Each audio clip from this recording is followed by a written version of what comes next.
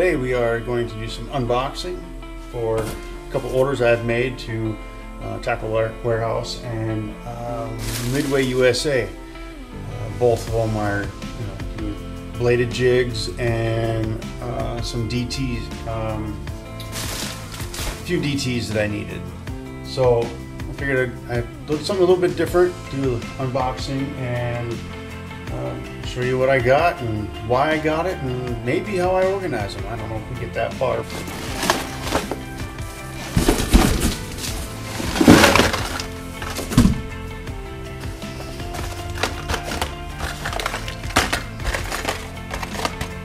This one box alone just came from Tackle Warehouse. You can tell with the decal here. You get that free with the larger orders.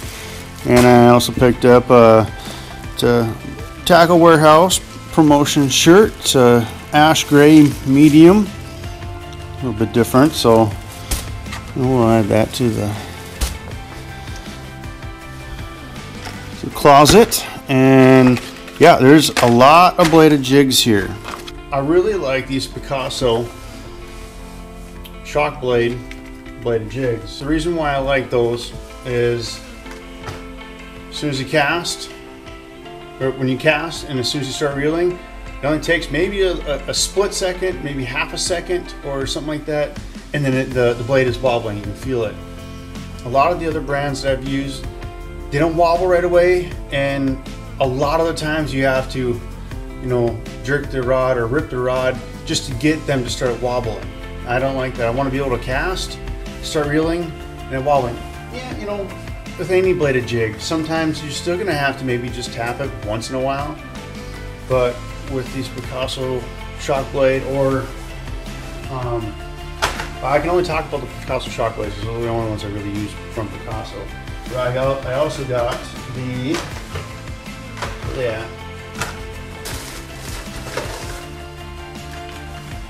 shock blade tungsten knockers. I pretty much got these for the smallmouth, and these ones for largemouth, although smallmouth have eaten the bigger ones here too. About 3 different weights. We'll typically only throw a 3/8 ounce, ½ ounce, or 3/4 ounce. Not so much a 3/4 ounce. Special situations, maybe deeper water. But typically it's a 3/8 or ½ ounce. I find myself throwing a ½ ounce a bit more often because that's something I can cast and cover water with. And I mean, 3/4 ounce, what I might do in shallow water is I'm really trying to cover water and I want something to go quick.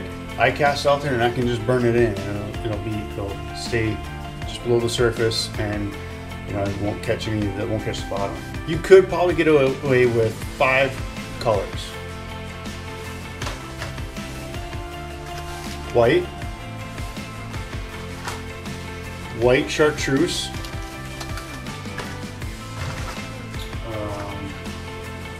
some form of green pumpkin. This one has to be green pumpkin tiger. That's worked a lot for me. Then we have your typical black and blue. And then some kind of a red. This one happens to be the red craw. Those 5 colors, you should be able to cover just about anything. I got a couple of different color variations. For example, something fun, purple. This one is Purple Phantom. It looks pretty neat. And another one I really do like. I wasn't sure how it was going to look, but it's the black and blue, but it's got chartreuse bottom. I don't know if you can see it.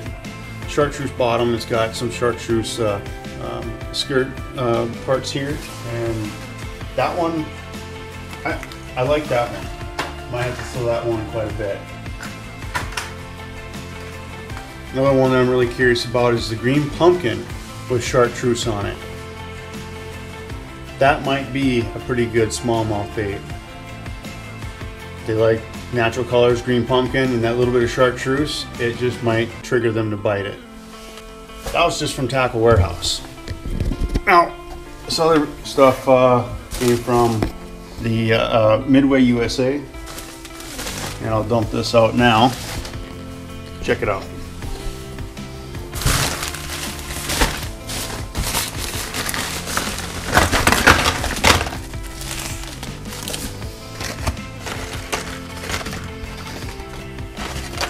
The reason why I ordered from Midway USA and Tackle Warehouse is number one, pricing. They've got better pricing on some of their stuff than Tackle Warehouse did. Two, the certain colors. Sometimes Tackle Warehouse. So Midway USA had better pricing, but sometimes Tackle Warehouse has a couple different colors that they don't. So different stores will have different things. In this order, I didn't just get bladed jigs. I got, let's see here, what is, it's called bruised. The DT 6, 14, and 16 bruised. I like that black and blue color. It's kind of like throwing a black and blue jig, but in a crankbait. Maybe it resembles a dark bluegill, which, I mean, I know they're both blue, but bluegills don't look like this. I don't really know. And it's in a craw pattern. I don't think I've ever seen a black and blue craw. The bladed jigs that I got with Midway USA, they were all the tungsten, the shock blade tungsten knockers, and you know, the white chartreuse, and you know, the green pumpkin tiger. I got a little bit different color of a red. This one's actually called dark red craw. So this is something that's going to be good in the spring.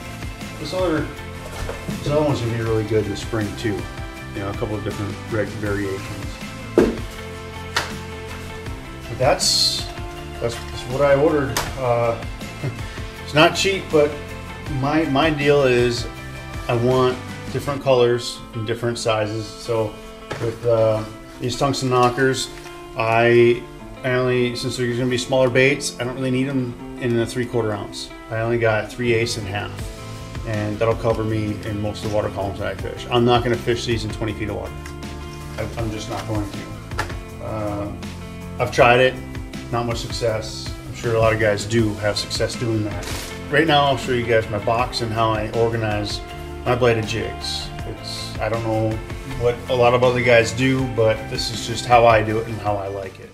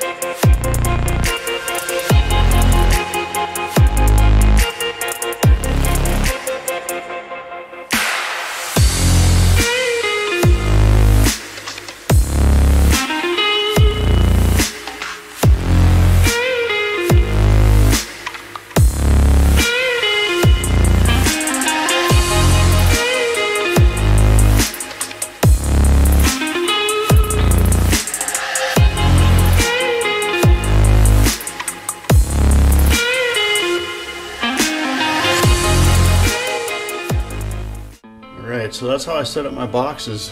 I like to put the labels on there and on my bladed jigs. Spinnerbaits too, if they're not marked on there, I like to inscribe on there the weight. Easier to know what I'm working with, because sometimes if you got a 1/4 or 5/16 to a 3/8, sometimes the heads look very similar. Unless they're sitting right next to each other, it's hard to tell, and I don't have the patience to pull them out, lay them right next to one another, and figure it out. Organize them with the Dymo Ultra Tag labeler, and it's it works good. I use it on everything. I keep my names on them of what's in there. There's a green clickbait, and then you got the Picassos, and then the bottoms here, you'll notice here I got a couple of the Terminator. Oh, I forgot what they're called, but and I got a couple other Picassos here too. They're one's got like a bucktail, and the other one is the other two don't have any skirts at all.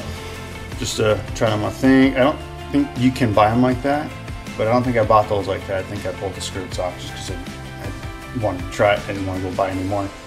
Okay, one more thing before I let you guys go. There are a couple other bladed jigs out there that probably do match up with Picasso's shock blades. One is the Z-Man jackhammer. That's probably the only one that I have used that, you know, is just as good. I feel like they're very similar, very competitive between the two. They both run very well and they start up both right away. So those two are very similar. The jackhammer is probably the only other one that I would use other than this one, but I'm not willing to pay that kind of money for it. I believe they're like 15-16 bucks a piece. And these ones, you can find them on sale for anywhere between 6 to 10 bucks a piece. I think a couple of them were $13. They were kind of a special color. Not too bad. Very easy on the wallet when you have pipe biting them off. And it's going to happen, trust me. And I don't want to lose a $15-16 bladed jig to a pike. I have to worry about going to buy another one. Oh, I guess another thing before I let you go. I have been building, well, not building it, but had it, but adding to my collection, my arsenal, I shall say, of my Rapala DTs. So these are my DT10s, the DT10s, 14s, 16s, and 20s. I tried to get a bunch of colors and stuff that I know that I will use up in these northern waters, but a lot of these should be able to be used, you know, in other waters, because I got a lot of natural colors here. You got, you know, your yellow perch, and I got a couple other colors here that you use, blue herring color. You got some craw colors over here. This is the Ike Mule. You know, there's that bruised. Got a couple of the bruised ones here. So the DT16 bruised that we got today's order, and DT14 bruised, and plus we've got another DT6 bruised that'll go in the other box, and I got another box of DT4s, 6s, and 8s, and I'll be putting something else in there too, maybe. But that's gonna do it. I hope you guys like this. It's a little bit different than my other videos. I'm planning on doing a couple more. Actually, I got a mystery tackle box here that I'm going to be doing here soon. If you haven't already, like, comment, subscribe, and we'll see you in the next one.